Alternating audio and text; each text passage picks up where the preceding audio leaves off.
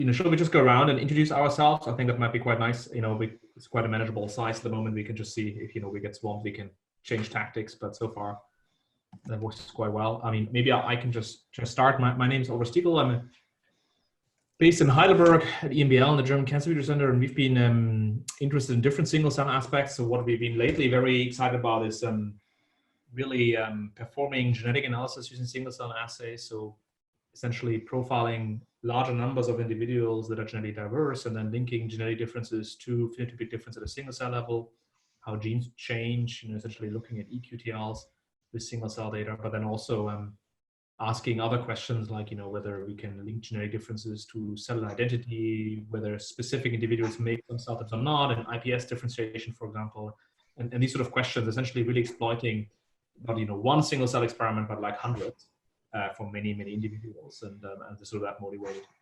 our interest in that sort of topic. So how to integrate with bulk and other assays. Hi, I'm Jian Choi from NCI, and I mainly work on lung cancer by doing functional analysis, following up GWAS. And I have experience in building a single cell type eQTL data set in melanocytes before. And now with my new lab, I'm moving on to the lung cancer field. So I'm planning to build a single cell eQTL data set in normal lung tissues from Asian population. So we're aiming to get 120 individuals. And the main goal for me to be here is that to find some collaborators to even increase the power if there's somebody who's out there who's interested in the same topic. And also I would like to conform our analysis pipeline that are to be compatible with what other consortia are actually working on. Mm-hmm.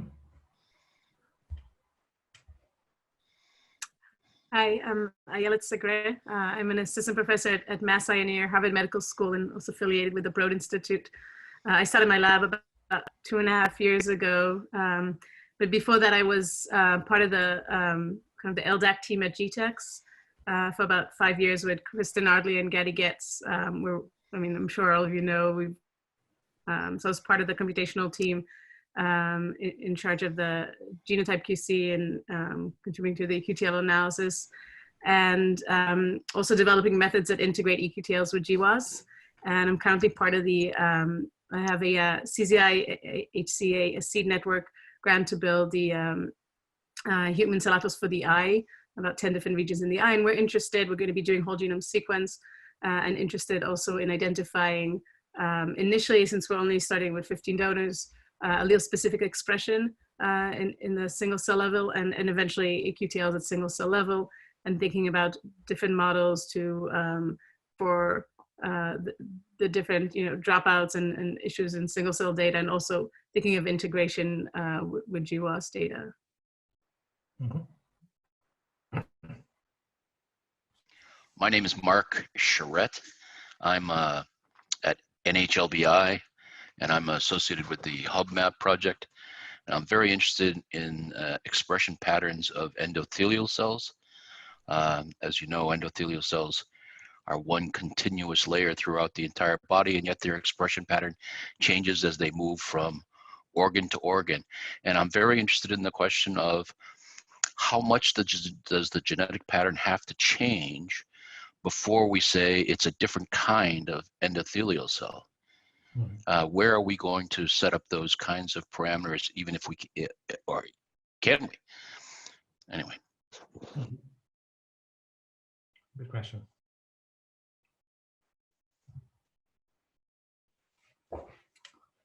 Do you want me to introduce myself? If you want, you would just be so a small group that we thought we'd just go around the table. Yeah, I'm Deanne Taylor. I'm at the Children's Hospital Philadelphia in the University of Pennsylvania. I'm one of the PIs on an NIH project from the Common Fund called Gabriel Miller Kids First. I'm also part of the Human Cell Atlas, and I'm trying to drive the Pediatric Cell Atlas. And my interests obviously are in genetic conditions that children present themselves with at CHOP. Gabriel Miller is a genetics repository, and we're interested in how the the symptoms of genetic disorders appear in at the cell level, single cell level. So kind of all works together. No, thanks. I think that was great to hear from everybody the different interests. So I think it's fair to say, to summarize, that this group is quite focused on natural variation, right? So nobody engineers anything. Is that true? So it's rare and common variation in assessing consequences at the single cell level. So I would suggest we just focus on that subtopic, and then talk about these. Does everybody have access to the Google Doc, this subtopic, genetic basis of cellular identity, that sort of sub one? I mean, it's also on the KaiStorm link where you clicked on join Zoom, the Google Doc. Did everybody access that? Yeah. So Jianyong, if you're taking some notes, I'll also try to look over and keep track. I think and we keep sort of our discussion. I think as those who've been also participating in these discussions yesterday, there's the first part where we're supposed to come up with questions, right? And then get to the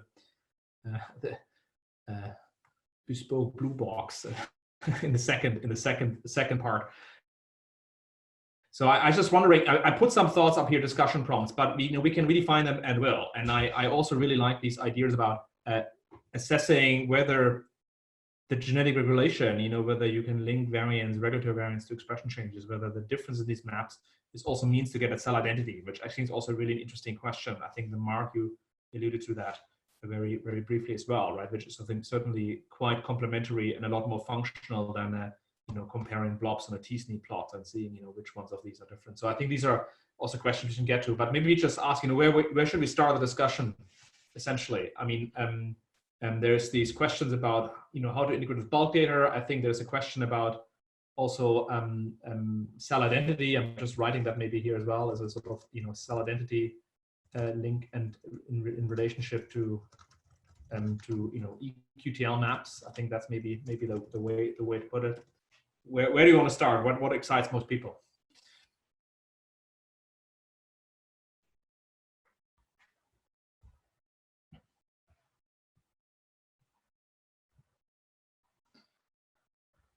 Well, I can just mention that one of the things that excites us is in diseases of inborn errors of metabolism, cell identity doesn't necessarily change, but we think that the cell functions radically change.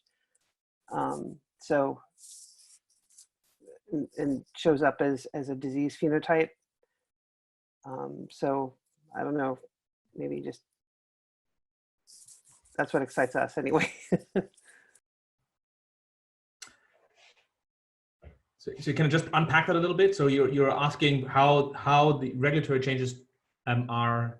Yes, how do regulatory change, exactly. So regulatory changes in cell types. We can't tell the difference yet in the community, I believe. I mean, although there's ideas between cell type and cell state, right? So there's ideas of like, does an activated T cell, is that the same type of cell as a T cell, or is it a different, in a different cell state, or is it a different cell type? So we've noticed that there's different cell states in kids with some, and this is stuff that people are working on now, but that the cells shift, in gene expression when there are some specific types of metabolic lesions. So one of the things we're interested in is, are the cells shifting and not really changing, well, they're changing state, but are they changing state and somehow affecting the cell type? But then we're seeing some cell types not shifting as much. So it's sorry to be so cloudy about it, but we're just trying to identify, is there a difference in cell state that can be quantified by a genetic lesion? If that makes any sense. So in other words, does the same genetic lesion always yield the same shift in cell state in the specific cells? Yeah, so it's case control associated changes in cell states, right? And and you ask to what extent, and the relationship to genetics, and relationship to genetic factors. I think that, I guess the question is, which ones of those are genetic and which ones are not, right? That's also probably, right. Yes, that's what I'm trying to get at. Sorry, as Sarah was saying earlier, I'm being a bit of a muppet this morning because I haven't had caffeine. No, I think this is an exciting question. Yeah, Mark. You know, it seems like our interests are kind of disparate. You know, it's hard to find a common theme among the various interests of this small group. I mean, my interest in endothelial expression patterns comes from my also interest in being able to find a common coordinate framework. I mean, the shift in endothelial expression patterns as it moves from organ to organ could be diagnostic of position. You know, if you think about it, you know, a map of the endothelial expression patterns could point to where you are localized in the body, you know, and as you move from position to position, there's data in the brain system, in the brain, which shows that the endothelial expression pattern, as it moves from region to region, changes in a very smooth kind of continuum. It's not necessarily linear, but it moves in a continuum. And that suggests the possibility that if you know 2 points that are separated by some distance, you could use computer algorithms to determine all the intermediate points, you know, and as you gather more data, the system would become more refined. So anyway, that's sort of where my interest in it lies. But again, I'm not sure exactly how this group is going to find common ground to be able to suggest something of a uniform stature when we report in. Yeah, I agree. That's very difficult. But you also mentioned this idea of, you know, linking genetics to cell identity, right? Is that linked to that? I mean, absolutely. I mean, it's how you know, an endothelial cell in the brain is very different from an endothelial cell in the kidney, and yet how much of a change has to occur in order for us to say that this is a distinct cell type? This is going to be a real problem in endothelial cells. You know, at what point do you say this is a different endothelial cell from that? And I don't have a good answer at this point in time. I'm not even sure I have a good approach to the problem. Mm-hmm. Mm-hmm. Sorry, I had to step out, help my daughter get set up for an online class. But one other topic I thought maybe to raise that we're interested in is thinking about the cell type specificity of genetic regulation of gene expression and how this compares to tissue specificity, and gets a bit, Mark, to your interest of, you know, an EQTL that's shared across tissues, maybe due to a cell type that's shared or a shared biological process, but also to think about, you know, if it's worth also comparing what we're going to be seeing in the single cell level for genetic regulation to different the methods that people are currently using to compute cell type interacting EQTLs from bulk tissue, from deconvolution analysis of estimating proportions of cell types from bulk tissue, and then looking for EQTLs that interact with the proportions of cell types. So thinking of you know, comparing EQTLs that we identify at the single cell level to ones we identify from bulk tissue. I think that's an interesting topic, and then it also loops back to identifying the cell type of origin in some complex common diseases.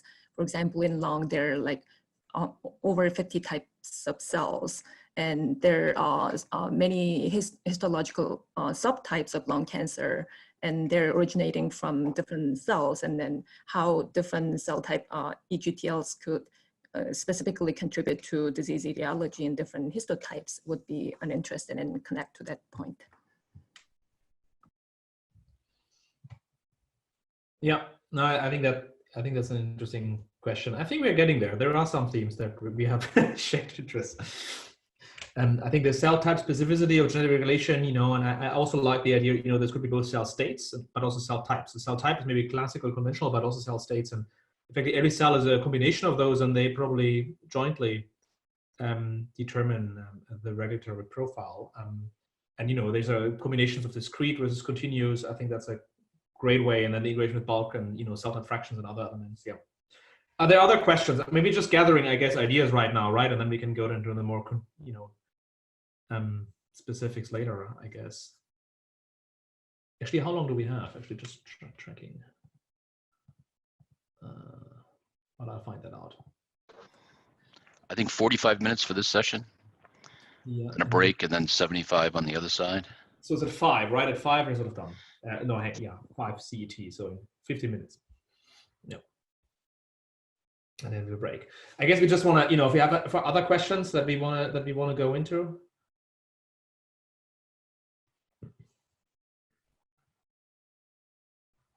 How do we, have anybody else sat in on any other meetings about truly, well, not truly, but accurately expressing cell phenotypes so that we can generate a kind of identity of a cell? Because we kind of all have our own concepts of what a cellular identity is, but do we have a phenotypic definition? I know that this has been people are working on this in CellML and other ontologies, but and are we identifying cells simply by their expression pattern, the cell type? Or are we going to be trying to look at a deeper idea of what a cell type is? So for example, we have cell types that you can identify, or cell states you can identify by clusters and expression data, but if you added a orthogonal axis like proteomics, you might find out that you're really looking at 2 different cell types or more that are differentiated by additional data as it comes in. I can weigh in on this because I've been in several sessions that have asked that same exact question now. I've been a moderator kind of skipping around. And the short answer is nobody has aligned on that. Everybody aligns on the fact that the transcriptomics profile is the easiest one. And then when you have it and as optimized to the different cell system, additional data is nice to have. So coming from the brain side, we rely very heavily on other phenotypic profiles that are not just transcriptomics, but morphological as well as electrophysiological. And everybody seems to be seeing all of those things as second order. But it's coming up now in every single question. Many, many different groups are asking that same question. Yeah, because when we align strictly on metabolic genes, we end up with very few clusters, and it's either because you have so few genes in your collection of expression data, that they happen to make the clusters that they do. So expression data is a very, very limited canvas, as you said. Okay. So, but I think there is an interesting dimension, just to maybe quickly jump in there.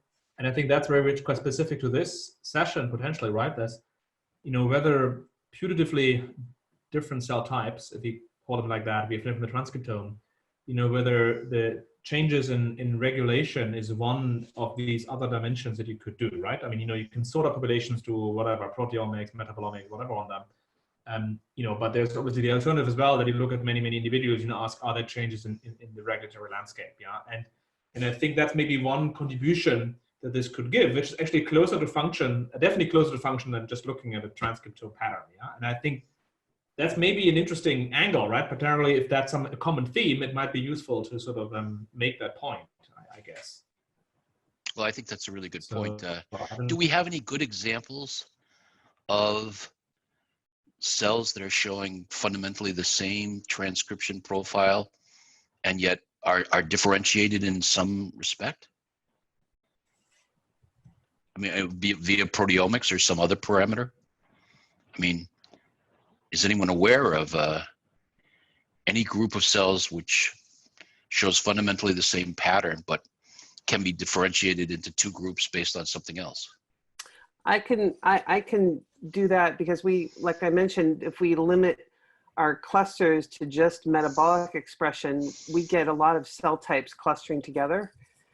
Whether or not that's due to insufficient amounts of data, because we're only clustering on 2,000 genes rather than 20,000 genes, that's a hard question to answer, I guess is what I'm saying.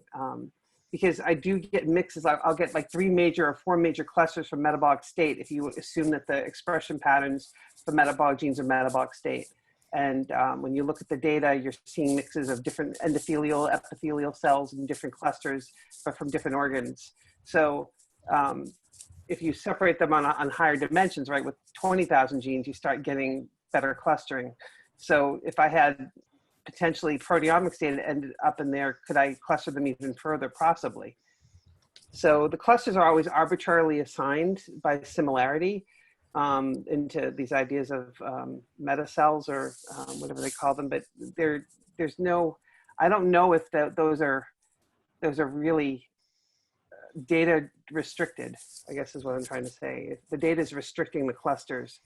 I wonder if this is an example of where machine learning could help us.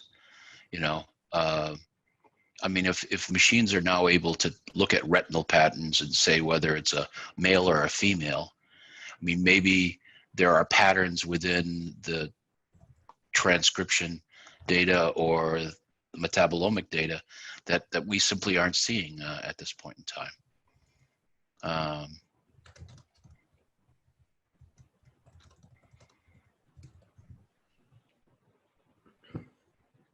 Yeah, I think there genetics can't really help, right? I mean, you know, I mean that's probably just hard to do, right? I mean, it's true that there could be beyond RNA. I mean, we could also think about a topic about beyond RNA genetics, right? That's the same question that you're posing on cell type identity. We could ask, you know, do we do things like proteomics and cell metabolomics?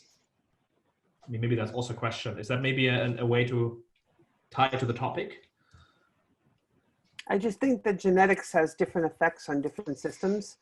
And that's my opinion, but for example, metabolic changes, you'll see specific types of systems being changed rapidly and others not so much.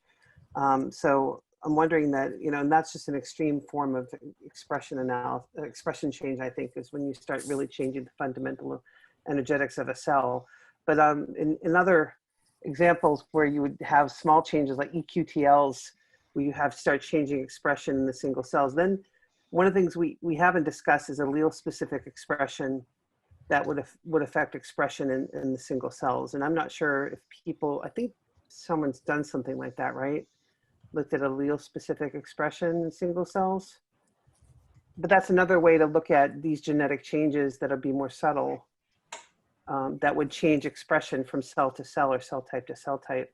I mean, I think that's a technological question, right? I mean, you could do in principle, you can do the allele specific or population, you know, fundamentally it's the same thing, but I agree there's an appeal that you can do with smaller sample sizes. And, you know, I think it's a nice technological aspect, leveraging ASE. I mean, I completely agree with. I mean, the downside obviously is that you probably need full-length transcripts. It's much harder with 3', 5' seq. So, you know, it's not. Do you suppose we're missing part of it too by not looking carefully enough at the mitochondria? I mean, we have a tendency to look at the nuclear DNA and the nuclear transcripts, but a lot of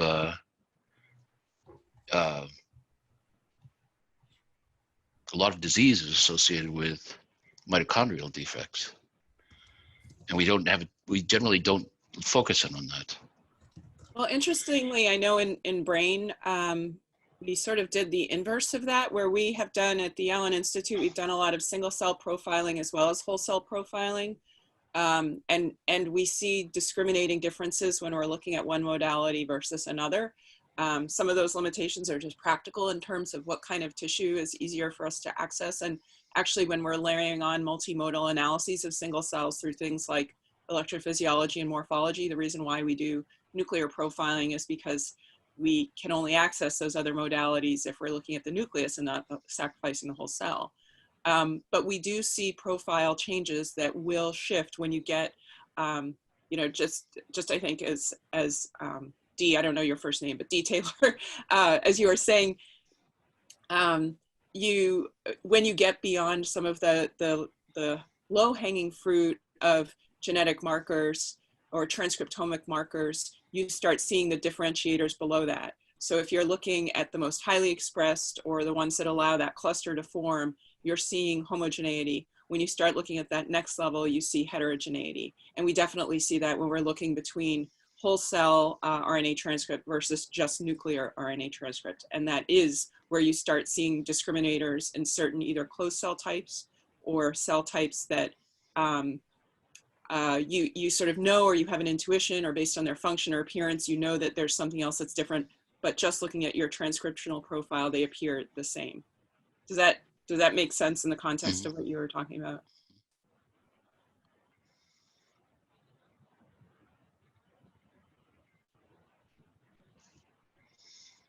What about sort of other data modalities to define cell types or cell states that you can then assess genetically, right? With multi-omics technologies, we could look also accessibility and then then define cell types, cell states, and then look at what genetics does in transcriptome or DNA methylation or whatever is available, essentially. And do we feel?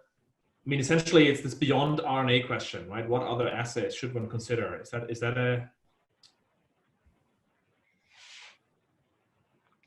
Of course, it's DNA somatic. It'd be nice to look at DNA. I'm not sure how well technologies work right now for RNA and DNA simultaneously. But it would be nice to look for somatic changes as well, even in cells that are not cancerous. We see these, for example, in cells with anemia. There are somatic changes.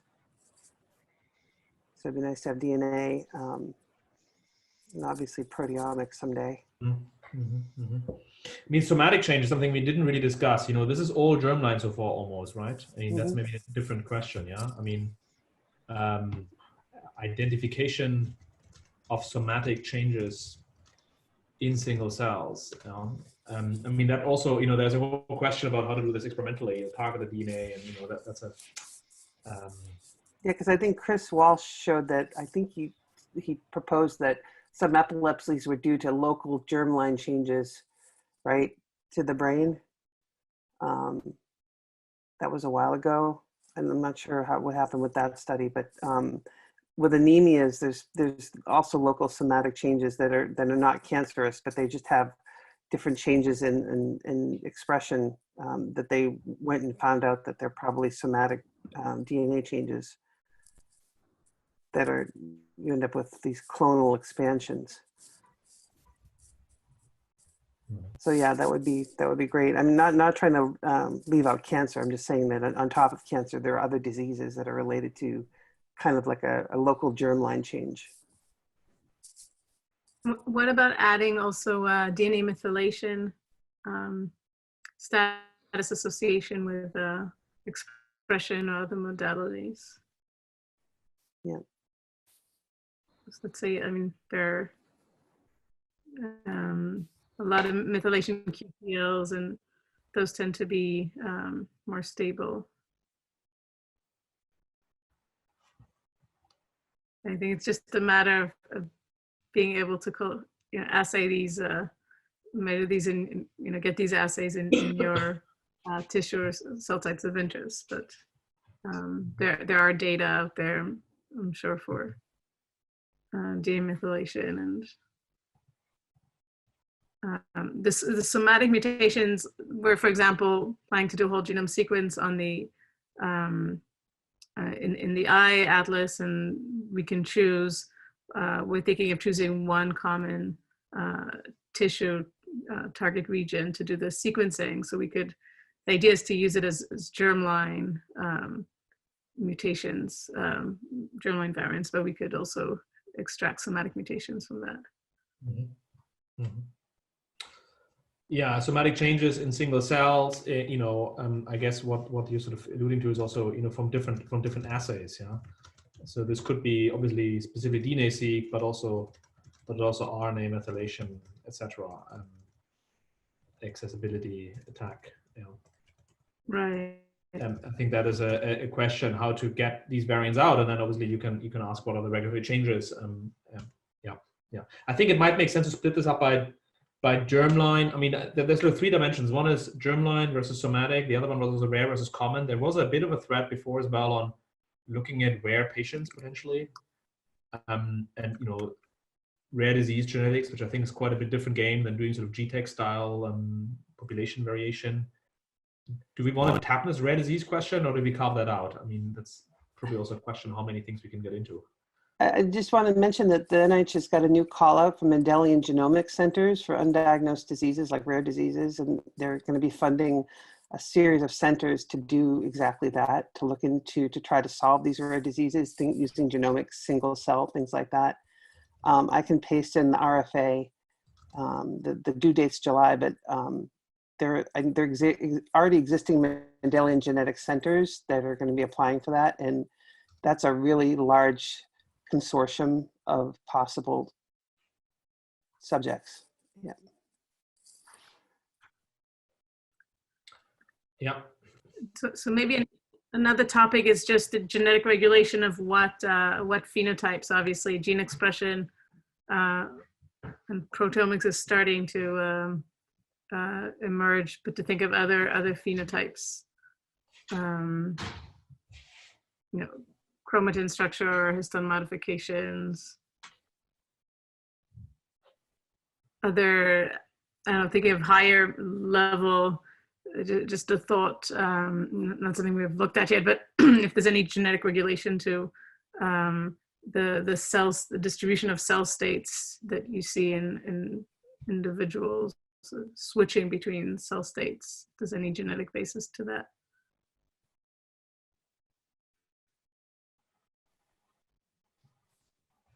And then the cell type specificity aspect of all of this.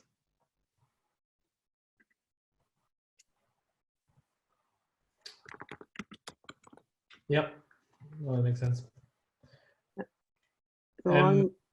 I mean, and another dimension, I'm just wondering whether we should discuss it. I mean, this NRH activity was, I think, an exciting prompt. You know, I mean, what are the data resources to do this, right? I mean, you know, we talk about modeling and integration, but one of the integrations is actually to pool data. There's now efforts like, you know, Louis Franke kicked this off in the blood context to, you know, pool single cell EQTL data in PBMCs and thereby get more sample sizes. So I'm wondering, should we have a section on that? What are data resources that what could tap into, or what are the challenges in doing so? I mean, as soon as you want to share these types of data with genetic information attached to it, it's obviously a data protection issue as well. And, you know, is that something we want to get into? And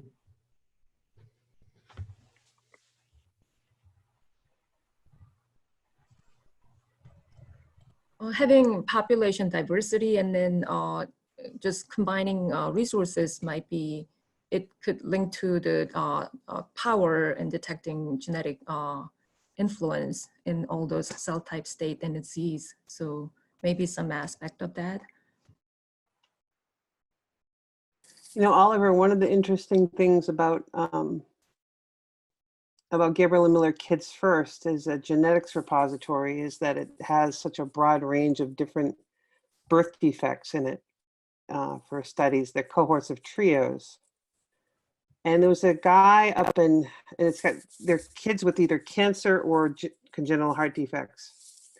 And there's a guy up in Toronto, Mark Taylor, who was able to show recently that possibly a lot of pediatric cancers are germline, believed to be germline based.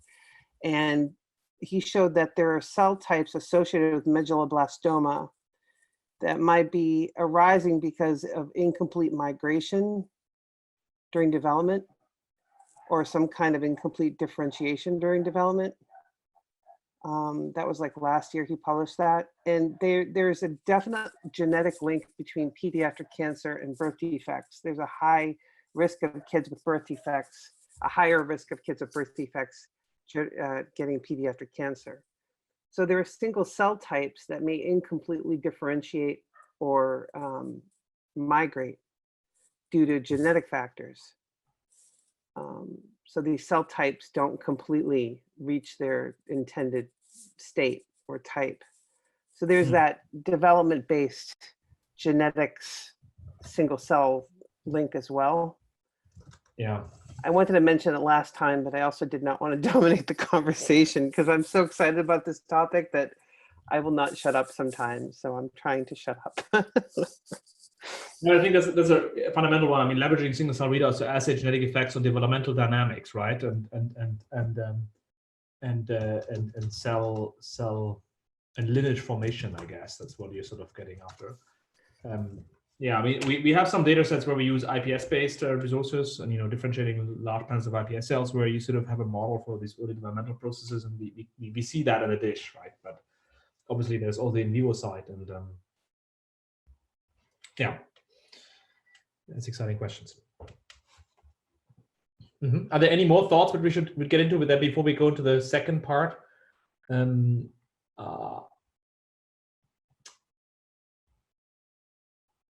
I guess we should sort of really think about more with the second part, right? Which is sort of recommendations for collaboration and address the problem and take it forward. I guess I would just quickly move there to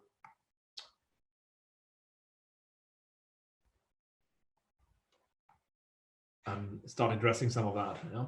I mean, my thinking was, based on the previous session, but please do jump in any order that you think makes sense. We could go after. Would be that we can order this by germline versus somatic. That seemed a very interesting angle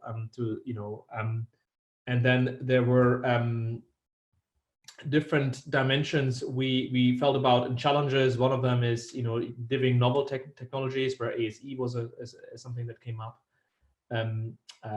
Other data modalities, the integration with other data modalities such as bulk data and so forth. So it's a bit of a question how we want to come to these recommendations or collaborations that might address problems.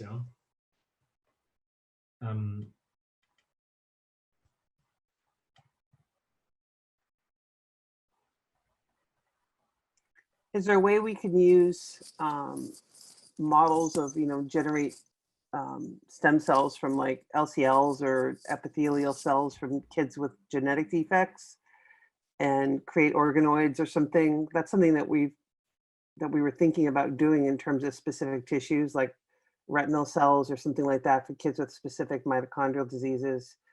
Is there a way to create models? I mean, you could use CRISPR as well, right? But it's not going to have the same genetic background as the kids with these.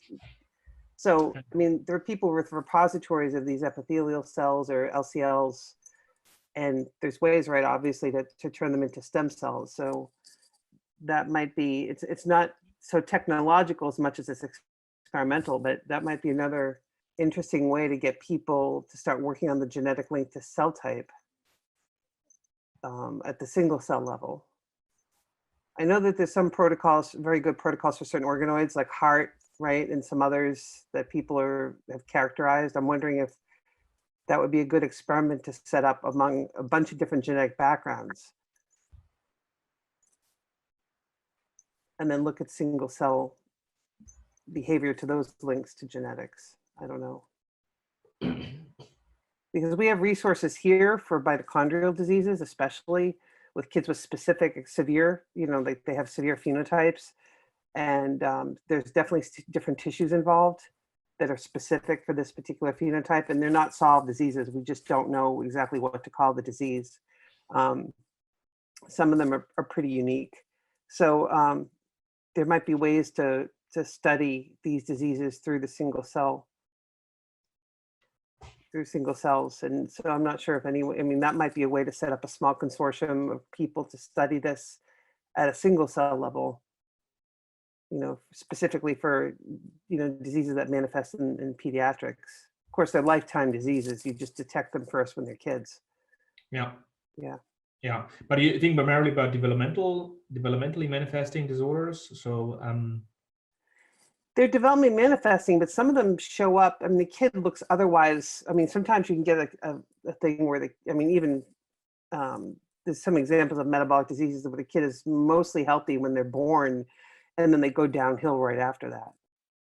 So they're not, if you look at them, they don't look developmentally different. It's just that they're going to be developmentally different really quickly because their bodies aren't making the same, they're not sustaining their system because they have a metabolic disorder that the mother's placenta, the mother's system was able to supply for them, but on their own, they're not able to. So there's a bunch of different types So there's ones where there's the metabolic functional diseases, or diseases of like Tay-Sachs diseases. There's so they go beyond structural birth defects. I mean, autism is one where people think that the child is, you know, although this is up for debate, but people say that, you know, their kid is mostly normal until suddenly they get vaccinated, which happens to be about the same time that they do get vaccines, that they start manifesting symptoms of autism. So, I mean, that's obviously probably something that shows up early on in you know, later in development or early on right after birth, but no one's tried making mini brains out of autism kids and looking at single cells yet, I think, unless they have, but I haven't heard of it. So there's a lot of diseases we could study to see how it's manifesting at the single cell level without having to do, you know, get an autopsy on these people. Yeah. Yeah, so the sort of iPS-derived models for capturing that. I mean, there's another dimension we could get to that, but is also, well, you know, that you could also consider pools, right? I mean, you know, we're starting, you know, sort of looking towards particular iPS-derived model systems where you look sort of compound organized that consists of cells of different genetic background, right? And so intrinsic genetic effects you could monitor quite effectively using these sort of systems, and I think that will really take up. I mean, but, you know, would it be an interesting dimension, you know, to just say, recommend that, you know, that for many of these experiments, we should just in general introduce population variation as a dynamic into experiments that we do. You know, that could be a generic recommendation that one could do. You know, and then we could give a few specific examples in iPSCs. That's obviously an obvious question, you know, but it could also be in other contexts as well. That one can revisit that dimension that we at the moment ignoring in the atlases. You know, that might be a very specific thing. Should we? Go ahead, if someone else wants to say something. I was just going to really quickly say that there's a lot of diversity. So I'm not sure, I mean, you need a lot of samples. I think Gian, right, said that earlier, that you needed a lot of samples when you start looking at with population diversity. Yeah, I was just going to add the same. I think that would be great recommendation, but probably not something that would be feasible to do initially, at least. I think eventually, for all the tissues and organs, we'd love to get there. But at least for, I think also as Oliver, as you said, to start thinking of what data resources that are out there, thinking of what tissues, or of course in blood, there are already efforts to collect and do single cell RNA-seq at least across multiple individuals. I think it would be great. I think based on, I think Lou Defang showed that he could get single cell EQTLs from as few as, I think, 45 donors. But that's probably really the lower bound, you know, 45, 50. So I think it would be a great recommendation, at least to start looking at that, you know, more at that axis, and whoever can. I mean, with the human eye atlas, cell atlas, we eventually want to get there, but we have funding for initial 16 donors. So that would be the goal, and probably we'd focus initially on one region or two regions to go deep axis. And so allele specific expression, for example, can start getting a bit at, it's limited again because most of the RNA sequencing is 3' or 5', but can start in parallel also to look at genetic regulation in a smaller sample set of individuals. Yeah, so I think that's a good point. And then related to that, I personally had a hard time identifying from each consortium how many samples of which population they have collected and then they're aiming to collect. So obviously accumulating a lot of samples and generating data takes a lot of time. So in the meantime, if people kind of know their goals, then they can work together in the process to eventually, even if you cannot harmonize the data analysis process, you can run something like meta-analysis using summary stats or something like that. So I think kind of sharing that kind of resources, like even their plans and a number of samples, would be beneficial to the community, I think. Yeah, I'm just trying to put this into something specific and right. I mean, the first one, I guess, and just to capture it more abstractly, was that we, I mean, maybe if you also in this document, is really that we want to introduce genetic variation component into various systems, experiments, and systems where it makes sense, obviously. You know, one was IPS derived, so this could be organized, you know, considering also pooled experiments, that would be an option to do that. You know, one, I think, obviously, if you think about common variants, you know, tens of individuals is already enough. You know, I think like 100 IPS lines that are pooled, one could probably in quite a few experiments do quite a bit of that. There's also existing efforts, you know, including something like GTEx or rare disease consortia, where one could basically have a single cell component. That's sort of what we're sort of proposing, I guess. And the second, what I'm hearing is sort of methods and approaches to maximize value and mitigate the typical small sample size, right? I mean, we will have small samples in principle, and so we need methods that get the most out of this data, even though we will probably be bound to like 50, 60 samples in most cases. Is that a fair point? And there, you know, we had two approaches. One was, you know, using allele-specific expression and methods specifically suitable for single-cell data sets of this type, of this nature. You know, that's something, I guess, where probably needs more developments. I mean, you know, I think quite a few groups are thinking about this question. We talked about integration with bulk as well. Uh-huh. And there's lots of tools like Magic that can deconvolute bulk data as well. Yes, I mean, I think that's a really good point. There, I think there are two questions with bulk. One is bulk eQTL maps, right? You could basically say, if you know already that variants are regulatory variants, you know, you can utilize this in a, you know, your multiple testing adjustment and other elements. One of them, revisit existing variants, but I think, you know, you can't afford to ignore the data when you look at these single cell data. It just would be because of power, e.g. to maximize power, you know, multiple testing and so forth. Yeah. And the second, I guess, was, but maybe it's the second category, right? Is using small single cell RNA-seq studies to enhance bulk eQTL analysis, e.g. via deconvolution. Yeah, is that maybe another? Yeah. Yeah. If you have that, and I think you can get that from the old GTEx. You might be able to deconvolute cell types, so then you could look at if there's any influence of genetics on any kind of cell types. But this is all modeling, right? So it's kind of one step away. Another thing, can I request in this is that have we ever done, in interest of population studies, have we ever gone through the Human Cell Atlas and done a survey on what kind of genetic diversity exists right now? For example, I know that Sarah Tishkoff, I don't know if you've heard of her, but she's done about 5,000 or more whole genome sequence samples from people across Africa. They have East Africa and West Africa, mostly. She's actually gotten a CZI grant, I think, to look at some single cell data from the blood. She has blood samples from a lot of African tribes. So that's like, I know that exists, right? And I know that China, there's a Chinese group, a large Chinese consortium that just released a whole bunch of single cell data, right? So I'm wondering if there's a way that we can put together a list for those population and genetics people to find out where the resources are and what kind of ethnicities exist. I don't even know if that's one of the, is that one of the choices on the Human Cell Atlas browser? The portal browser? Does anyone know? Because otherwise I can go look.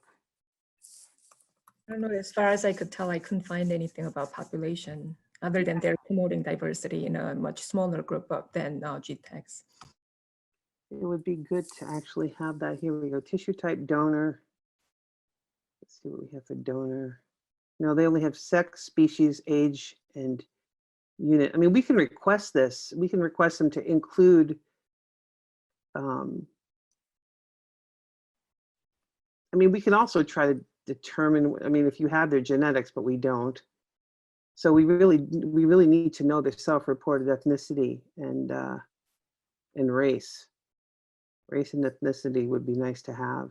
So that really should be a priority for this group as well, right? Is to try to make sure that that's included, at least in the different consortia. So not even just the HCA, but in one of the other sessions, they're talking about Atlas integration.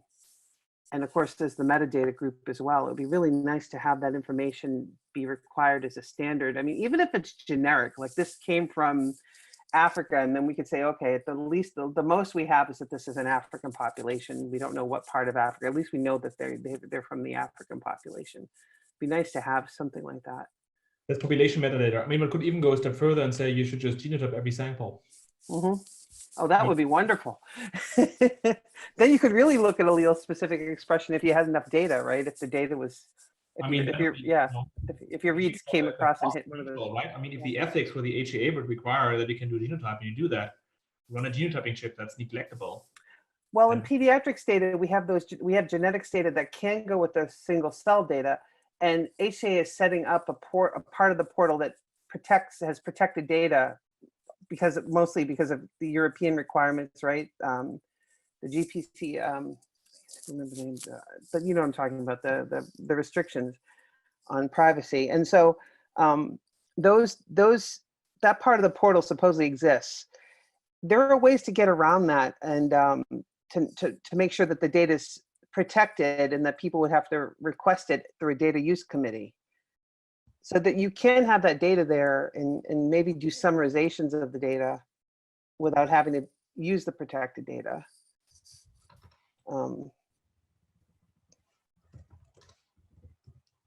But you could also request the genotypes yourself as part of a data use if you had single cell data and genotype data. I'm just saying, I don't think it's impossible, and it would be a really nice addition. Well, that's extending, what do we say? That's extending the HCA data, you know, data interest mechanism and optional / required filters, that there is a mechanism, you know, I mean, you can imagine if everybody now deposits God knows how many HCA data sets, and will be hundreds of blood samples and God knows what. Yeah. People include genetic variation panels, you know, one would obviously be able to reanalyze a lot of these data later on and do these sort of things. Is that what we want to propose? I mean, that's very specific. That would be great. I mean, there are some panels that don't expose the individual, hopefully don't expose an individual's identity, but still gives you an idea of their ethnicity. Correct? Because we worked with some of those before. There are a limited set of panels that just give you common variants associated with different geographical locations. So that would be, yeah. Ethnicity is easy, you know. I mean, consider record linkage of open access. I mean, I don't really know. I mean, you know, in a way, if you have an ethics that allows you to share the single cell RNA-seq data openly with the rest of the world, you essentially can also share the genotypes, right? I mean, I don't see that many ethics committees have an issue with that, because, you know, you can reconstruct pretty much, I mean, far too much from that read data anyway. So yeah, I mean, that goes back to, that's a really good question. That is a really good question.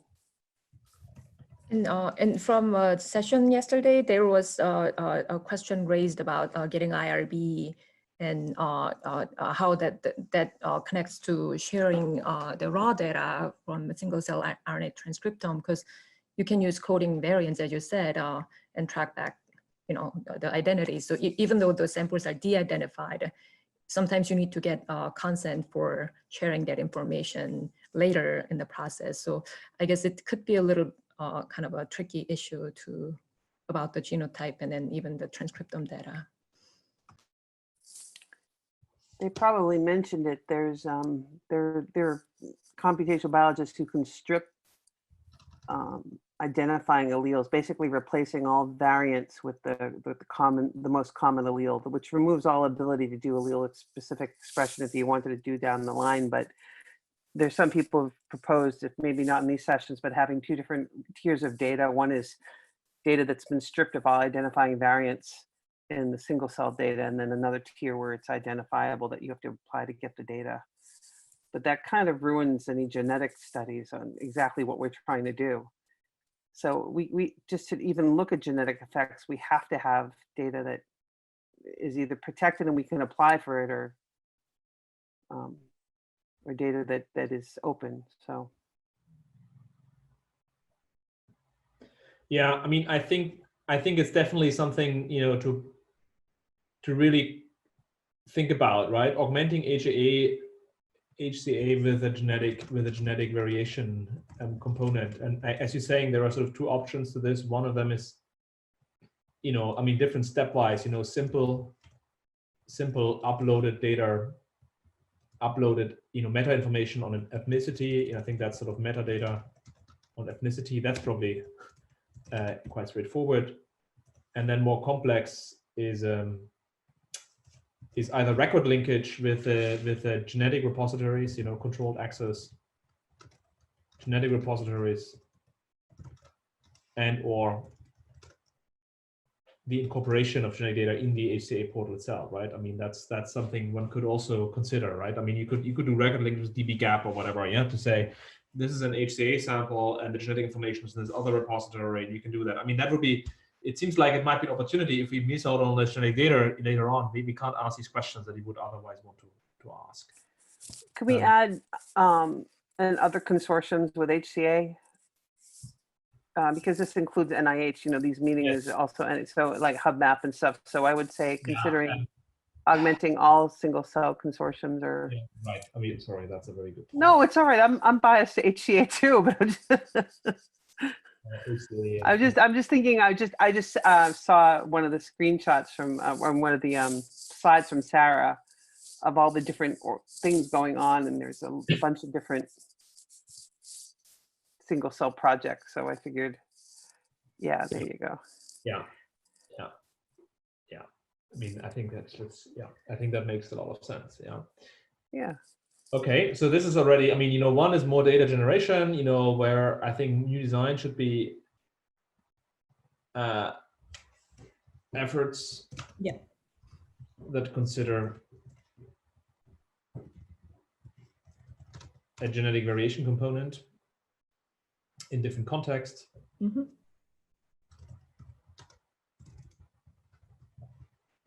Experiments and systems, so that I think makes a lot of sense. And then we have IPS-derived existing efforts, including existing population studies. Maybe we can say that, right? And CRISPR, maybe some CRISPR knock-ins too. I mean, for dominant variants. I mean, that's another option with these experimental systems. I don't know if you want to explicitly name it, but the disease consortia, both patients and CRISPR. Right. Yeah, I mean, that's either you directly use patients or CRISPR, particular variants of interest. I think that makes sense. And then it's consider augmenting HCA and other single repositories with genetic variation components. I mean, that makes sense. Simple metadata, more complex record linkages, controlled access, repository, and/or incorporation. I think that makes a lot of sense. And then the third thing we have was methods and approaches to maximize value, mitigate typically small sample size. So a little specific expression was something that we discussed. And there are new methods available and needed, and integration with bulk EQTL maximize power and multiple testing from when considering cell types with existing EQTL resources. I mean, bracket open GTEx. It also is blood is a very important example, right, for many of the questions that people will be interested in. And then we also mentioned to exploit smaller single-cell RNA-seq studies data to enhance bulk EQTL analysis. Yeah, for example, via deconvolution. I think that's a quite nice package already, of germline recommendations. So anything else? So specifically, already, what do we want to say here as a specific recommendation?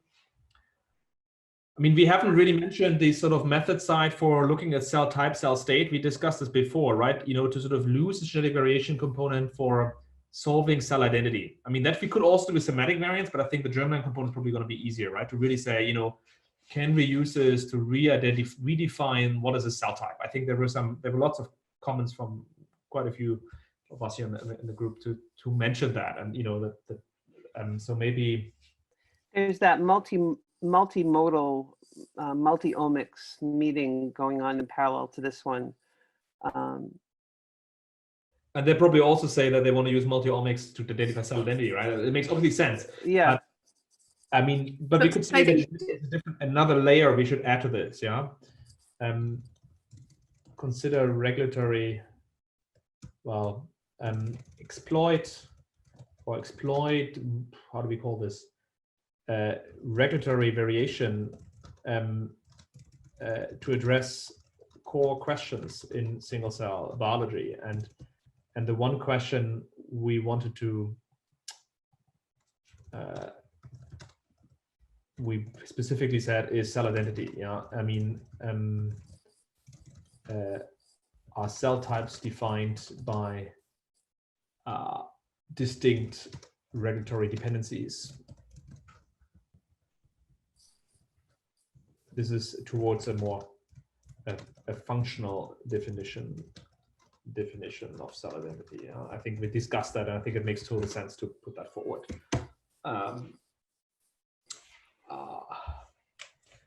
And the other one was sort of also, you know, this discrete versus continuous. I'm not sure how we want to capture that. You know, we discussed this.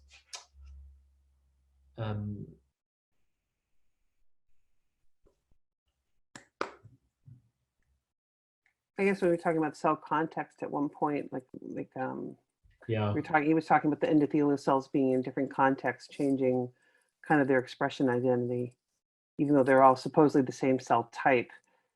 Yeah. I'm wondering if you should do this to 3 and say it as methods and approaches for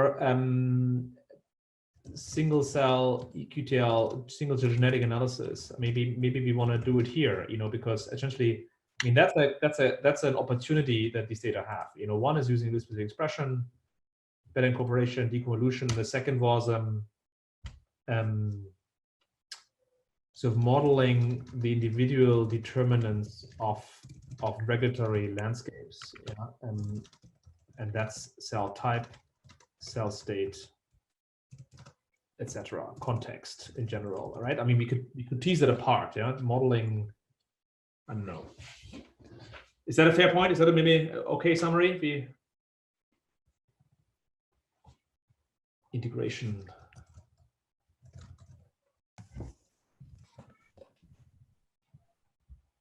Voila, methods. I think it's a small point, but in thinking about kind of in the point of leveraging, actually now you've changed it. Yeah, leveraging the single cell RNA-seq data to enhance bulk EQTL analysis. But I think also just in general, evaluating how the genetic regulation will be detecting at the single cell level, how it compares to methods we're using currently with bulk RNA-seq data to identify specific cell type interacting EQTLs. To what extent we're detecting with single cell data regulation that we can't detect yet with kind of deconvolution and cell type interacting methods. So we want to contrast that, right? I mean, there should be we should contrast that and get more insights into this. Yes, yes. Explicit benchmark or comparison.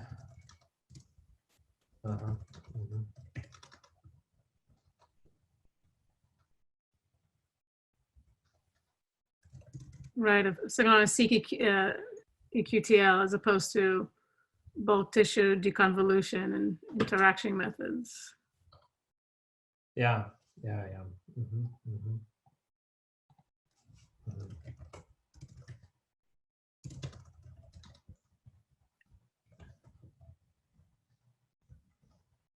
I think that's a very important point, right? I mean, you need to know what's the added value, right? At the moment, I think there's no clarity on that. Yeah? We know we can rediscover the same things, and you know, but I think a very Studying that in GTEx, sorry, just one quick point. In GTEx, we're finding with the cell deconvolution analysis and cell type interacting QTL analysis that was done, some of the cell type interacting QTLs are not found at the bulk tissue level. And then the question is, you know, looking at single cell level EQTLs, if we'll still further identify EQTLs not found with the bulk methods. Probably a lot of it has to do probably with power, but it'd be good to evaluate the added value. Yeah, does it also go in experimentalism? You know, I mean, for some questions, it might just not be the right thing, right? I mean.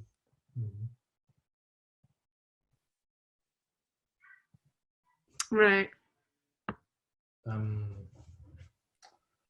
And do we want to add here also genetic regulation and gene expression? RNA-seq is the first obvious one, but do we want to add here also looking at genetic regulation of protein levels and other phenotypes that are histone modifications, other assays that are being done, other phenotypes that are being measured, molecular phenotypes that are being measured. You can even use ATAC-seq for that, right? Yeah. Shall we do this in the new experimental data generation efforts on this point 1? Does it fit there? Yeah, sure. Or add that to existing, to add that to recommendations or consortiums or. Yeah, consider non-RNA, beyond RNA single cell assays.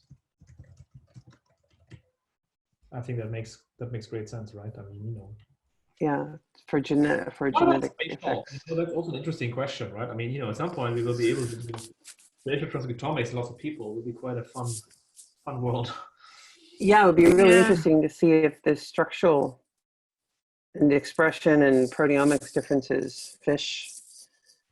Because you can get that with histochemistry, right? You could start looking at the at least on the surfaces. You could look at the.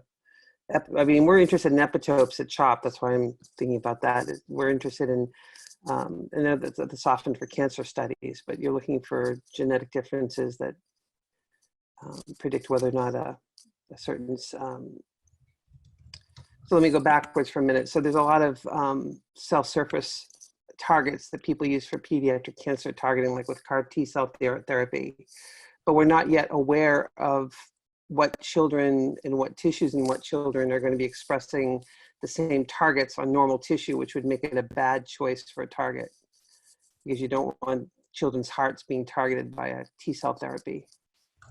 So there may be a genetic component as well as to what epitopes are expressed on the surface of cells. So this is all stuff that people are now actively either working or considering it in the pediatric level. If we're going to target a cancer cell, how much of a mortality or morbidity are we going to get with these kids based on our target choice? Yeah. Yeah.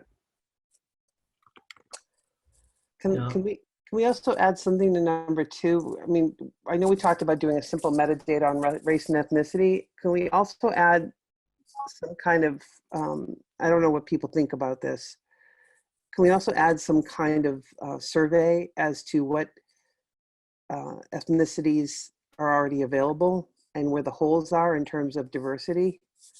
So some sort of survey of what's available across all the different repositories.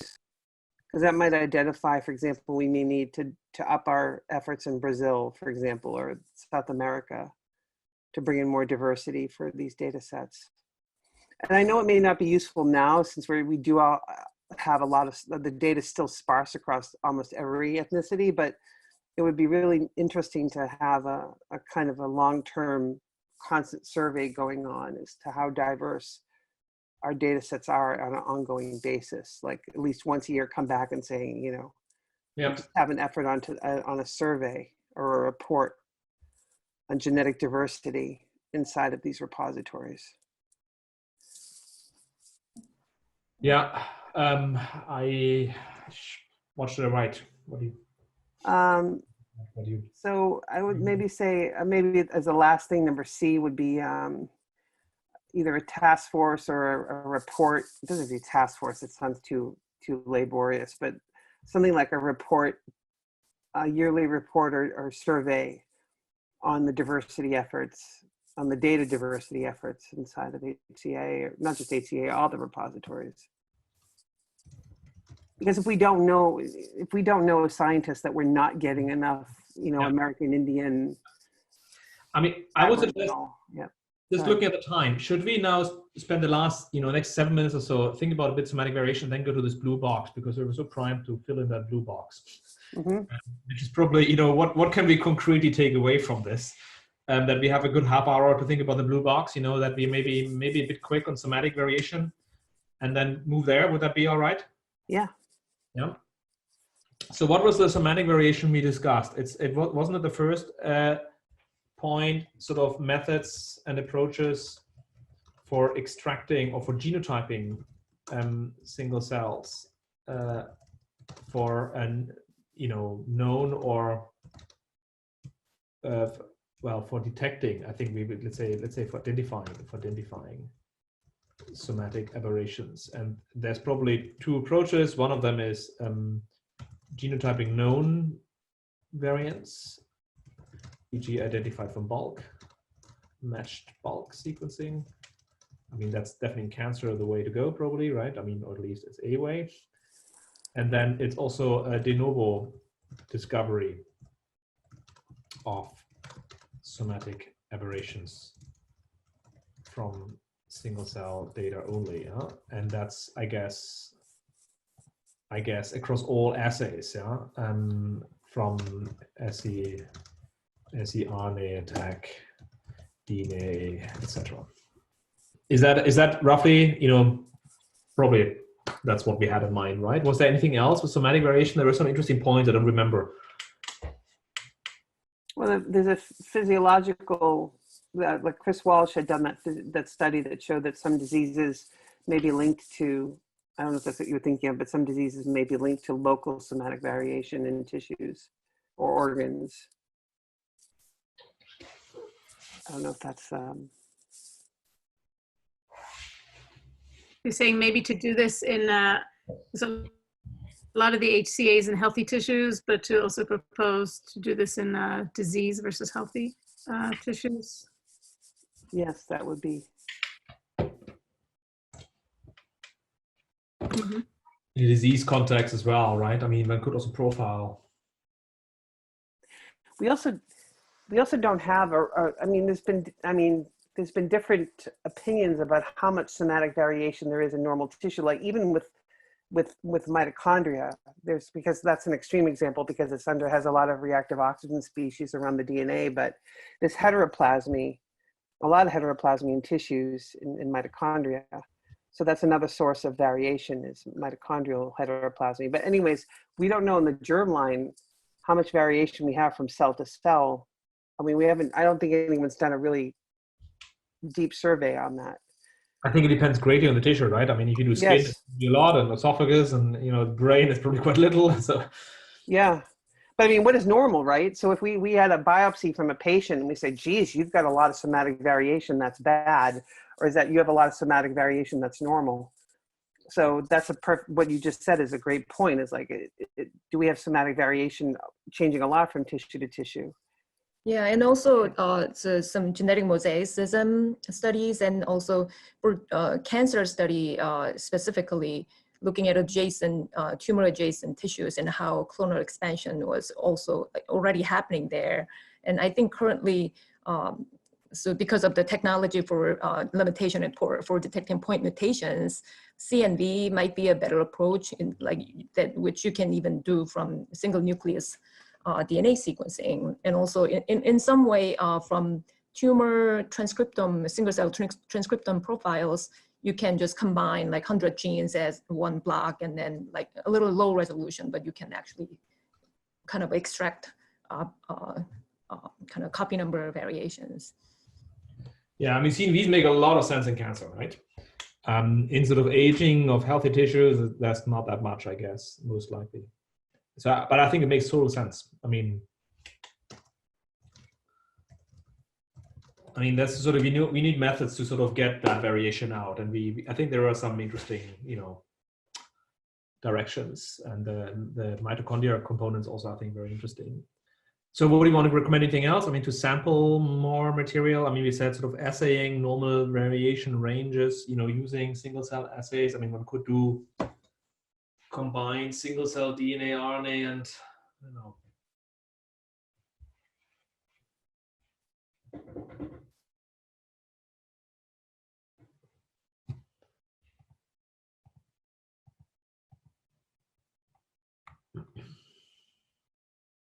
one could also say one reanalyze existing data. I mean, well, how about that? We could say, survey, reprocess HCA data and other open resources.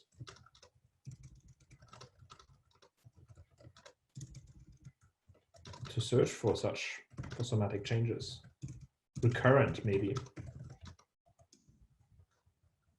One element would be like mutation signatures, right? I mean, the sort of cancer world and look at mutational processes e.g. linked to aging. I don't know. This could do that.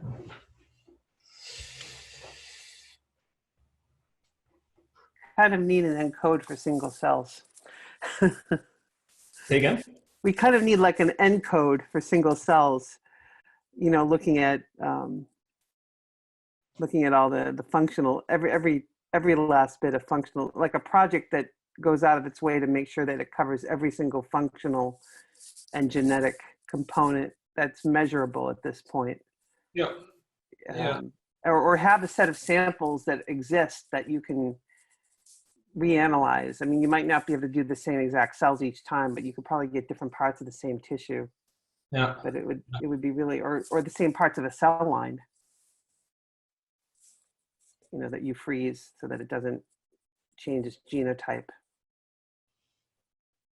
It would be really interesting to try to do a large multimodal study. It doesn't have to be large. I mean, it could be a limited number of cell line samples, but just try to look at genetics and like all these modalities at the same time. I'm sure they're probably talking about this too in the multi-omics. Yeah, I think so, yeah. Project, but I mean, from a genetics point of view, I mean, they may not be thinking about anything past cancer genetics, and we're thinking about germline as well. But in cancer genetics, obviously, would be great to add in.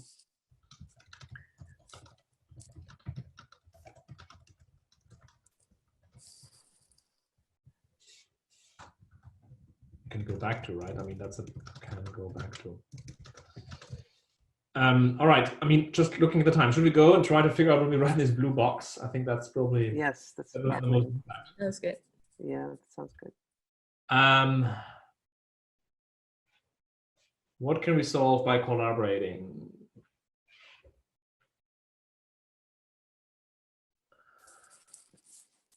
There's the diversity aspect.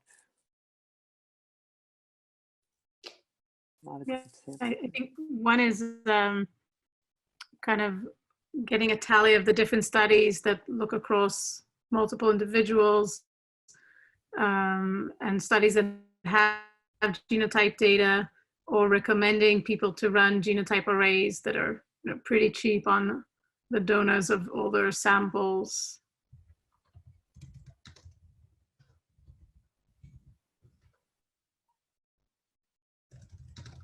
And augmenting existing studies by a genetic diversity component. Yeah, I mean, that's basically, I mean, that's a clear one. I mean, should we say we do a genetic meta-analysis of HCA data and similar, and just say, hey, let's just reprocess the data, see which variants you can call, you know, and look at somatic variants and germline variants. It might be a bit of a long shot, but, you know, on the other hand, if you have lots of cells, you will capture quite a bit of the variation, of the coding variation. I mean, maybe there are more, right? I mean, definitely the genetic meta-analysis, And you're thinking within a tissue, across all the different cells within a tissue, across multiple different studies, or even across tissues? It's a good question. I mean, taking all blood would be probably a good way to start, you know, but we can do both, you know, within and across tissues. Combined. And there's going to be a lot of, you know, some methodology there, you know, to make sure we're accounting for batch effects. Yeah. You know, a lot of differences in the experiments and sequencing depth and so on. Yeah. Yeah, but I think that's a good ambitious goal. Yeah. To redefine regulatory landscapes in health and disease. I guess that's sort of what we want to do, right? Sort of. What else?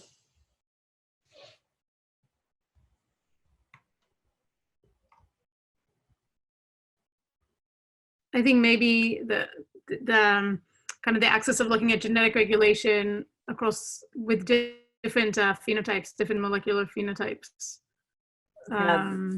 Yeah, that's studies like we mentioned with CRISPR, or against like the LCLs, or is that what you mean, Violet? Yeah, I was thinking more of studies where they've done, gene expression, RNA-seq, proteomics, metabolomics, but also what you're saying. Yeah, I think that's also.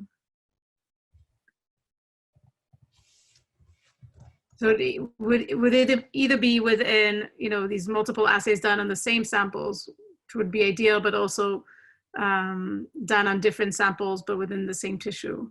We could start thinking and developing methods for comparing genetic regulation with different molecular cellular phenotypes.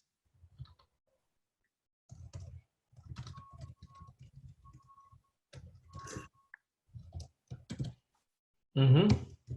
Okay, so beyond RNA, yeah? I mean, and ideally, something you can go back to, because then you can just add stuff, maybe reference, maybe how we call this, establishment of reference.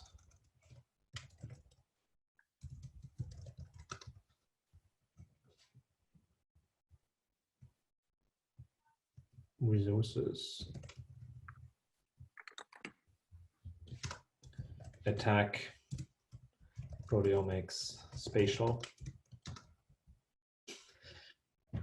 All right, I think that's it. That's good. Anything else? Did that sentence go away?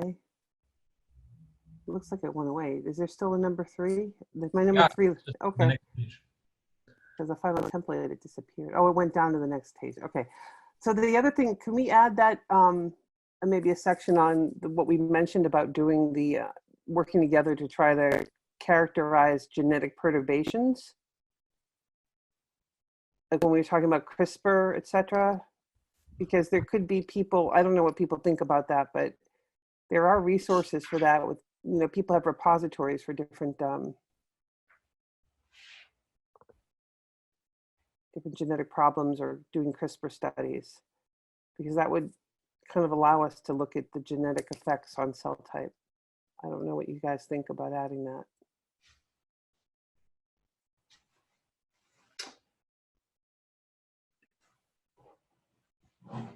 You want to get at this idea of, using genetic perturbations for cell type identity definition, or? Yeah, for cell identity and cell state. Mm-hmm. So what the effect is of a genetic perturbation, either native to the person that we're getting the samples from or by CRISPR, with the genetic, these would be specific disease genes. It wouldn't just be some random location, but how those would affect cell state and cell type, basically normal function. Should it be done in the context of animal model or organoids to be able to see systematic genetic changes and then see interaction with different cell types? Exactly, yeah. See organoids or animal models.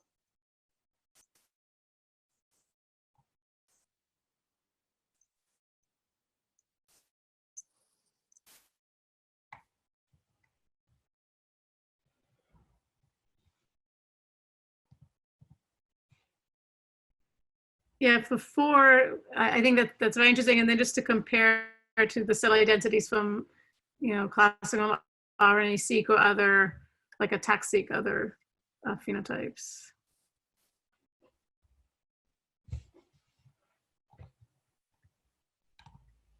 Yeah, versus observational data. Should we just say that as assays? Well, it's not really just using genetics as a tool to identify cell identity as much as it's using genetic perturbation to understand the effects of these genetic changes on cell identity. I guess I think that's another point. Yeah. It's a both different. of them. Yeah. I mean, they may be different. Maybe you don't want to. Yeah. Because they're both one. You're muted. Sorry. We don't hear you. Yeah. One is a population level question, right? Which is what we've been talking about. And one is more of a specific, I mean, using rare diseases that are otherwise, I mean, they're not so rare that you don't get multiple people with them, but using different diseases to understand how genetics perturbs cell state and cell type. Yeah.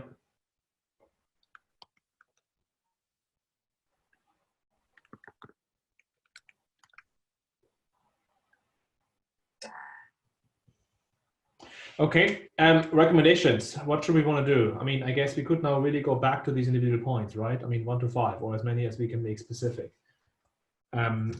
So,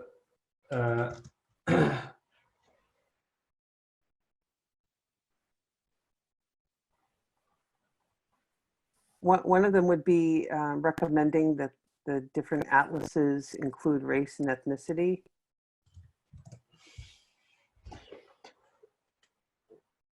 okay. Because that's an action item they can do right away. I mean, if they have it, if they're collecting that information.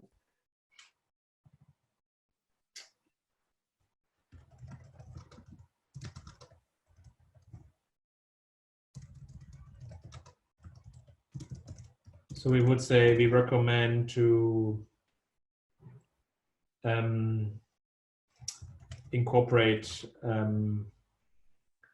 metadata and genetic data into ingest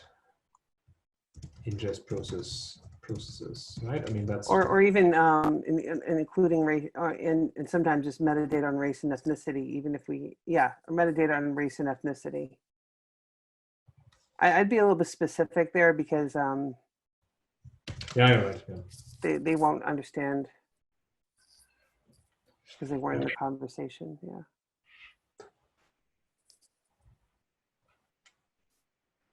Very good. I mean, are there existing cohorts one could tap into, or that one could bring together, or one could, join things? I mean, another dimension is, would it make sense to say, oh, there are different cohorts that now do some single cell genetic analysis, and one can bring them together to create such resources? I don't know. Yeah, so that idea of trying to do a survey, I'm not saying that that's the perfect idea, but just understanding what resources everyone has is going to be important. Is there any way, maybe that's an action item we can also do soon, is to do I hate to use the word survey. What's the word that would be like a,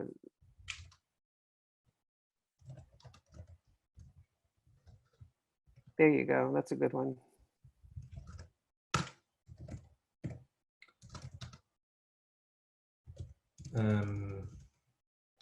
Starting by surveying existing efforts. Yeah? I think that's that's good. Okay.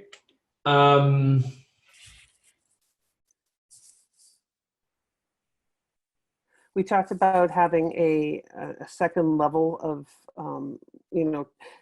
the Human Cell Atlas itself has already planned for a second level of data protection to include genetic studies that would, or protected data, not just genetic studies, protected data. That would enable more genetic studies to be done. So I'm not sure if there's a protocol or I don't know this question, so I don't know if anyone else knows this answer, but if there's any kind of protocol in trying to bring in more studies into the HCA that would be able to enable us to do these genetic studies better. So like, how do we encourage people to start thinking about doing this with their IRB and hosting it locally, hosting it so that the HCA can, who's going to manage the data? So like if I go to my IRB and say, I want to do a genetic study with single cell data, and then I want to give it to the Human Cell Atlas, they're not going to like that. So I would love to know what the protocol would be to try to get data from other repositories into some sort of managed. I don't think the Human Cell Atlas may directly have to manage the data. It could be managed at a distant repository, but maybe it should be listed at the Human Cell Atlas as an existing genetic data set associated with the single cell data set. So there's a bunch of different ways to do this, but I'm not sure if I can share data with an external repository unless we came in with a protocol that suggested that in the first place. So in order for all this to happen, there has to be some sort of way to control the genetic data. And I'm just not aware of how that's going to be done. So maybe that's just my ignorance talking. Yeah, I mean, I guess, you said an important element, right? That Controlled access will probably also include just disease status. You know, as soon as you have disease status, you can also get genetics in, I guess. That's probably, from IRB's perspective, is somewhat similar. Right. You know, I mean, depends also on the IRBs. Yeah, but I guess it's a support structure, you know, facilitate that. Yeah, I mean, there might be also an interface, you know, with existing data ending up in dbGaP. There's also a question to avoid fragmentation. I don't know whether one wants to.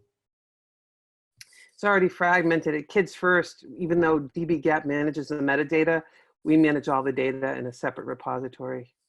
dbGaP's not really taking in any more large studies, which is unfortunate. Oh, really? Well, I mean, they're taking in like summary data, but in Kids First, we have to manage all the large scale data. We do it through a shared key, like Auth0 with dbGaP. So dbGaP will give out the key and they'll manage the data use committees, but we have to go and manage the data export to the data release and the data storage. So I'm not saying, so that's another way that HCA might be able to work with dbGaP, right? Is something like Terra or one of these other platforms that they use, Anvil. One of those could manage the data for dbGaP.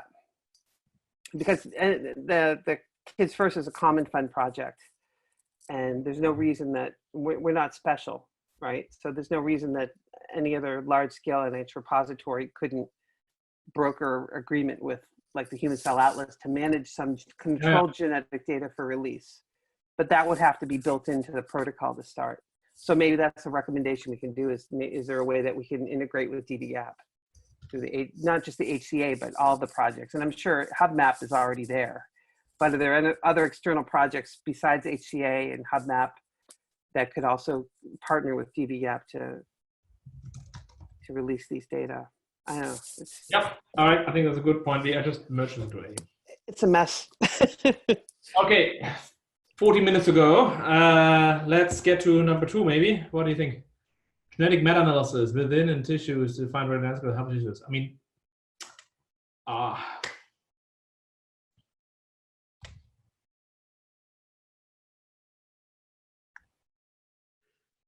mean, that would be basically, you know, that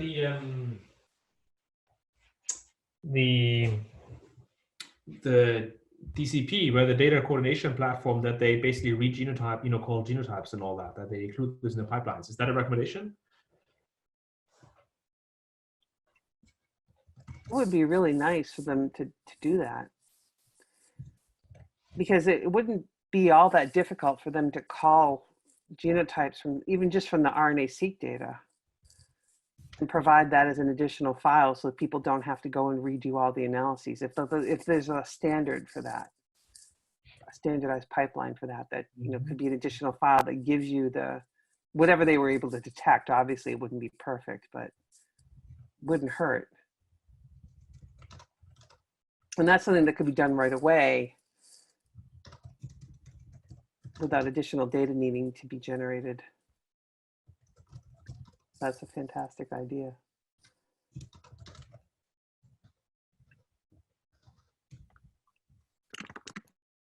I guess one could also have best practices, right? I mean, you know, and then do those, you know, incorporate best practice workflows, you know, to deliver added value to existing studies. All right. And that genotyping, that's both germline and somatic, right? I guess you can just do both in one go. Yep. All right.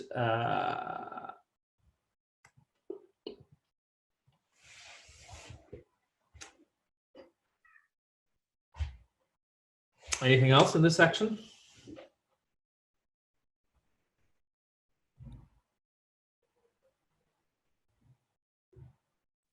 We were talking about, no, I think that's right.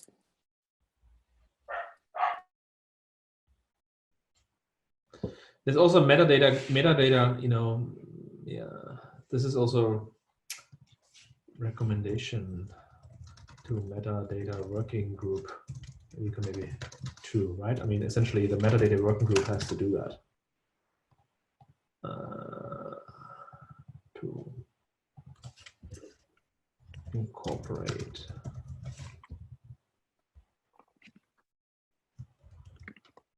Okay. Anything else for 2, or should we just move on?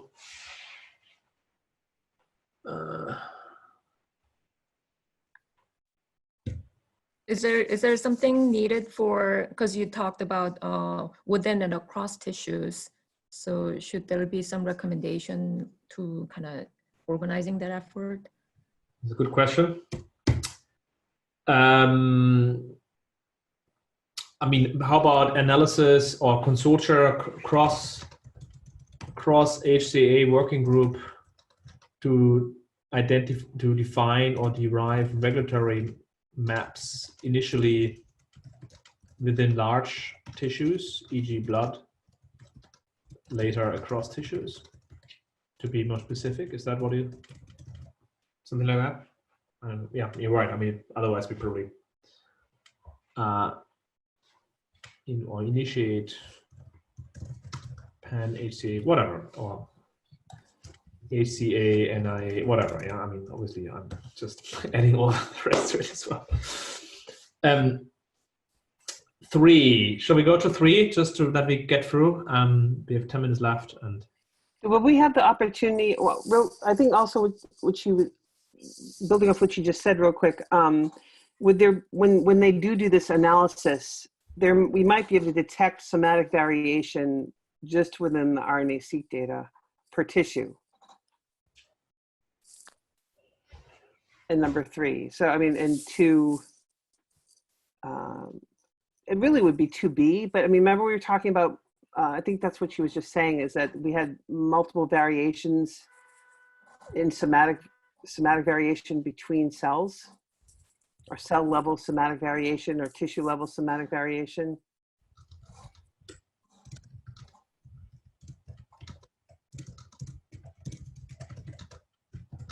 I mean, that's basically what you mentioned, right? That we basically patient profiles and characteristics, cell types and tissues, and tissues. Yeah, sorry, yep.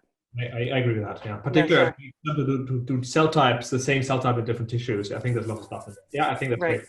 Yep. And then for in terms of methods, the approach should be different in cases where you have genotype data from the blood, and in the case you don't.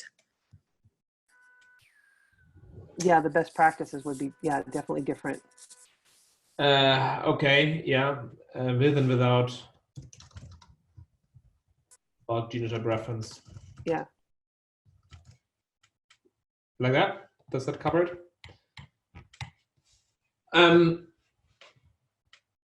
Yeah, so 3, I don't know what that means. I mean, that maybe we have to look at some existing resources. I don't know who has the best resources for that, right? I mean, I guess what you were mentioning is that you want a big cell bank where for lots of people, and you can order material and, you know, throw your favorite assay at it. Yeah? And the easiest one would be some sort of cancer cell line reference database, LCLs or IPS derived things. It certainly would help methods development. Yes, it really would for the people who are doing this kind of thing to have some sort of reference. Reference cell bank for single cell genotypes, and to get like a genetic reference bank, kind of like they do for the genome in a bottle. Yeah, I agree with that. Yeah. So it's define most suitable system. I guess that could be e.g. Cell line IPS derived. Anything else that really makes sense? Probably that's it, right? I mean, it needs to be either IPS derived or cell line, or IPS derived organoid. I guess organoid would be great, because it has a spatial. Okay. Can you mention that it would be something like a standard reference? The word like standard reference or repository for that standard reference. I mean, NIH could do that, for example, or FDA or somebody. Okay, I mean, here we do working group. Yeah. Working group to define most suitable system. How do you call this? To define standard reference? Standard reference, or most suitable system, or standard reference for a standard reference, establishing a standard reference or set of references. It could be more than one, but just allowing people to always access the same predictable genotype / cell line. Because usually with these standard references, it requires repeated periodic genotyping to make sure that the genotype of the cell line isn't drifting, and that you have a standard reference that you can go and test these methods against. Because we're coming up with so many methods now that are including all these multimodalities that it would be really nice to have that. And they may be talking about this in the other meeting, but. No, I agree with that. Yeah, it's a working group, and then you need a distribution center and all that. Set up, open or create first open access community data set with genotype RNA attack ? Mm-hmm. That people jump on it to foster methods development in that space. Community uptake, and keep a distribution center for the system for keeping those samples and keeping the sample integrity and shipping it out to people who want to retest as new modalities are invented for genetic studies. Yeah. Sounds great. Similar to HapMap. Yes. Not the all times. Exactly. No, that's right. Exactly. HapMap is a great example. Yeah. Okay, I think this is a really, really good point. I'm running out of juice, but we are almost done. How about 4 and 5?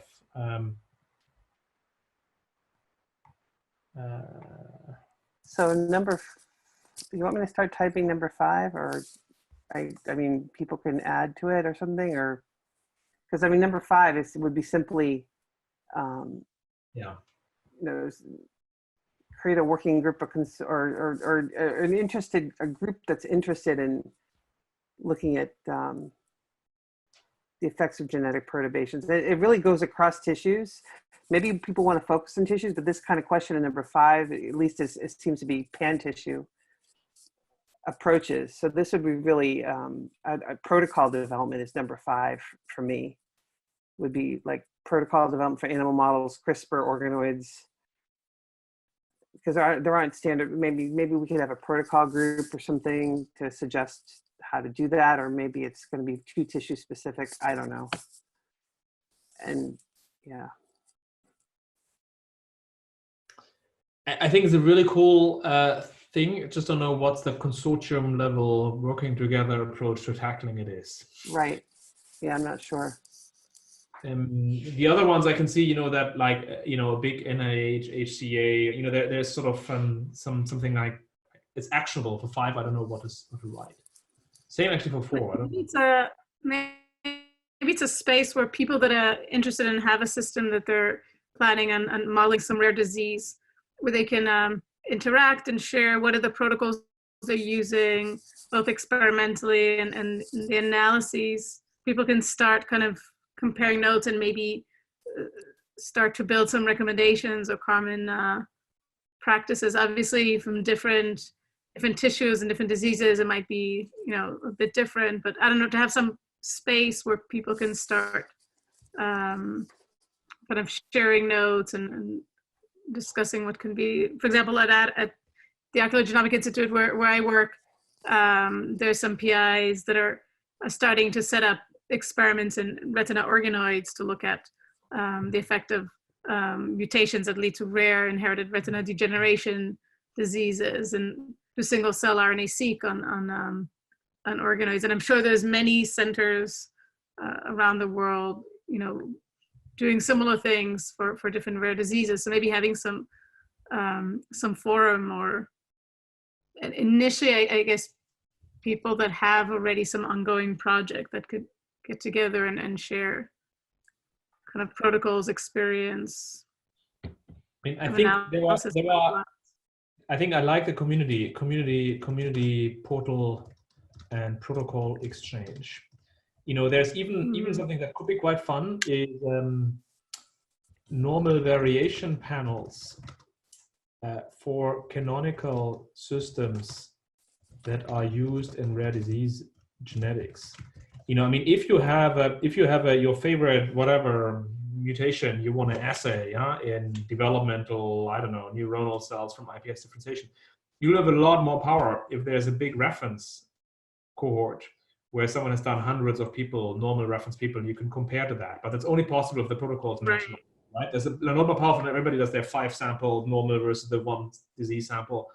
So that could actually be quite an interesting component. I mean, just listening to your suggestion, maybe to add that as well, you know, normal variation panels for canonical systems, you know.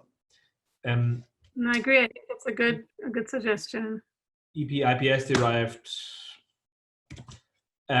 you know, to reduce entry barrier and increase power. I mean, that's I guess, I think that could be really useful, you know.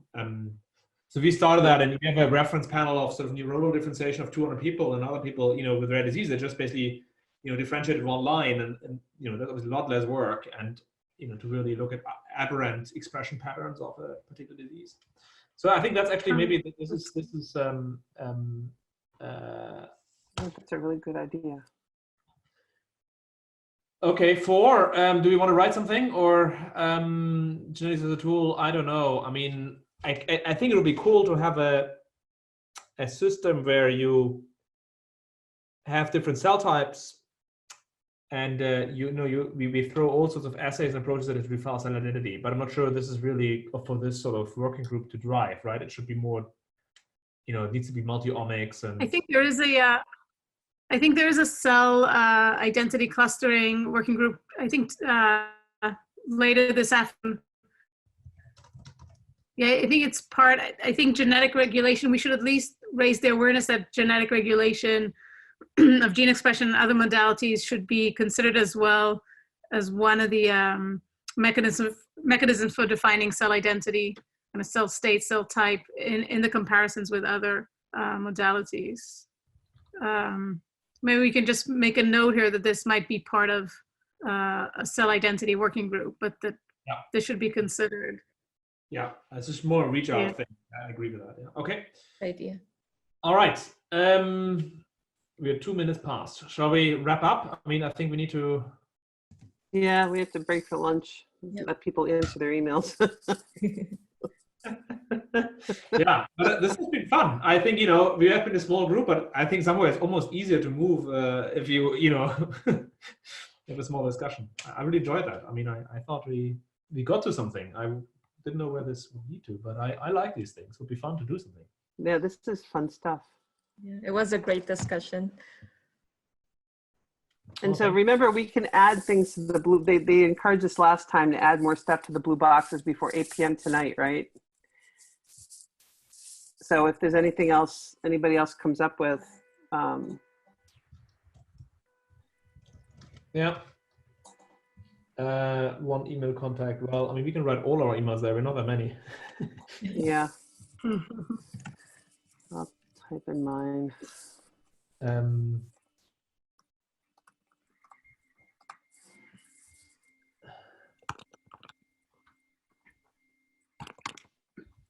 Well, I don't know what I would write from this.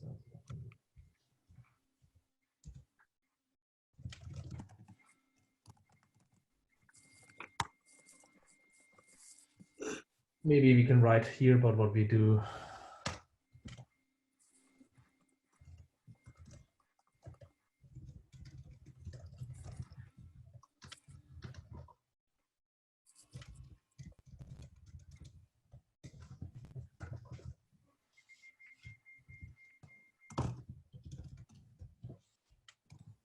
I don't know.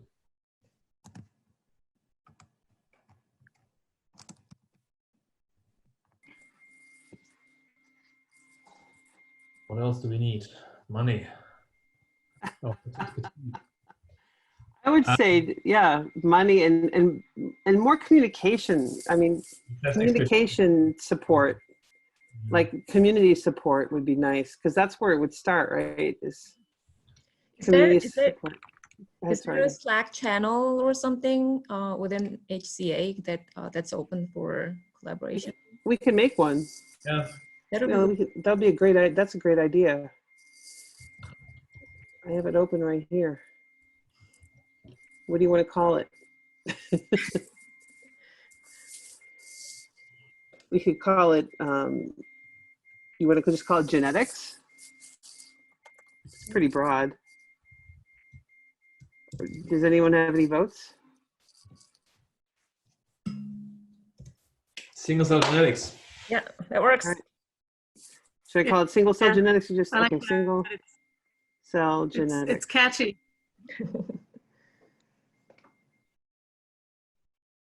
Okay, so if you just look for channels, it's called single cell genetics. Here, it's where are we?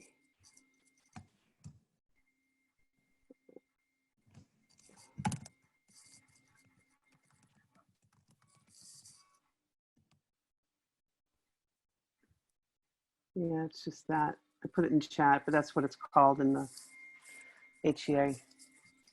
And I didn't make it private, so you should be able to join it.